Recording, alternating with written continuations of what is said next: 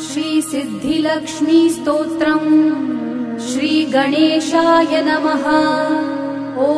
अस्य श्री सिद्धिलक्ष्मी स्तोत्रस्य हिरण्यगर्भ ऋषिः अनुष्टुप् छन्दः।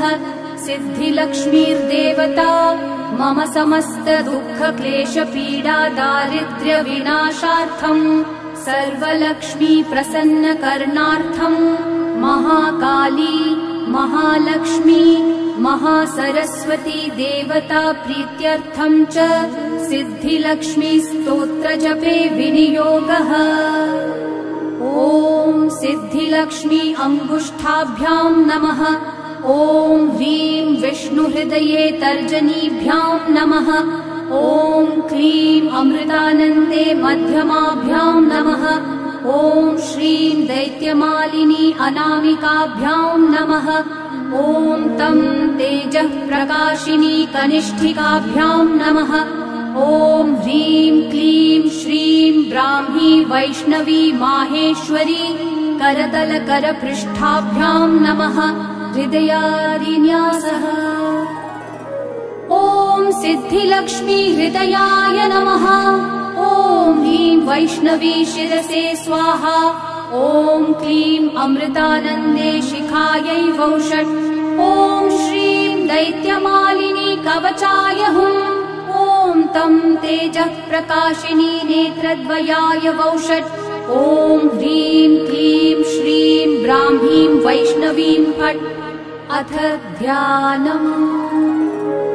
ब्राह्मीं च वैष्णवीं भद्रां षड्भुजां च चतुर्मुखां त्रिनेत्रां च त्रिशूलां च पद्मचक्रगदाधरां पीताम्बरधरां देवीं नानालङ्कारभूषितां तेजःपुञ्जधरां श्रेष्ठां ध्यायेत् बालकुमारिकाम्। ओङ्कारलक्ष्मीरूपेण विष्णोर्हृदयमव्ययम् विष्णुमानन्दमध्यस्थम् ह्रीङ्कारबीजरूपिणी। क्लीं अमृतानन्दभद्रे सत्य आनन्ददायिनी। श्रीं दैत्यभक्षरदां शक्ति मालिनी शत्रुमर्दिनी तेजः प्रकाशिनी देवी वरदा शुभकारिणी। ब्राह्मी च वैष्णवी भद्रा कालिका रक्तशाम्भवी आकार ब्रह्मरूपेण ओङ्कारं विष्णुमव्ययम्। सिद्धिलक्ष्मी परालक्ष्मी लक्ष्यलक्ष्मी नमोऽस्तु ते।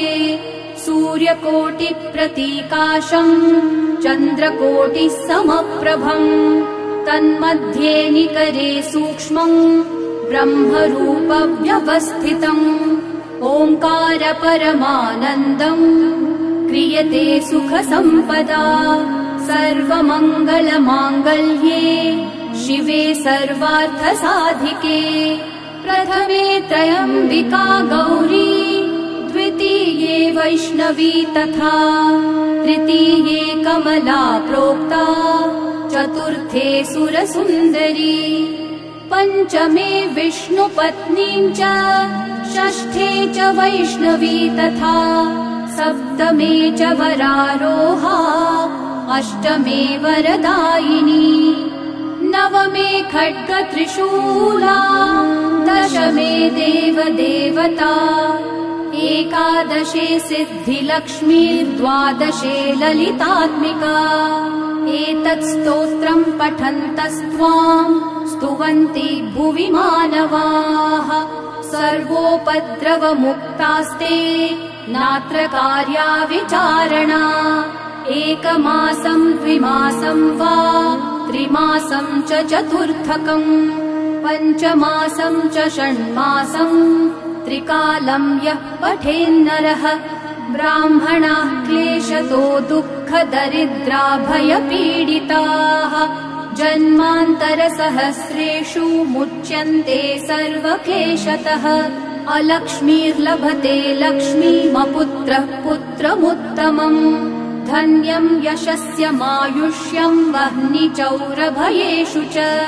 शाकिनी भूतवेताल सर्वव्याधिनिपातके राजद्वारे महाघोरे सङ्ग्रामे रिपुसङ्कटे सभास्थाने श्मशाने च कारागे हारिबन्धने अशेषभयसम्प्राप्तौ सिद्धिलक्ष्मीं जपेन्नरः ईश्वरेण कृतं स्तोत्रम् प्राणिनां हितकारणम् स्तुवन्ति ब्राह्मणा नित्यम् दारिद्र्यं न च वर्धते या श्रीः पद्मवने कदम्बशिखरे राजगृहे कुञ्जरे श्वेते चाश्वयुते वृषे च युगले यज्ञे च यूपस्थिते शङ्खे देवकुले नरेन्द्रभवनी गङ्गातटे गोकुले सा श्रीस्तिष्ठतु सर्वदा मम गृहे भूयात् सदा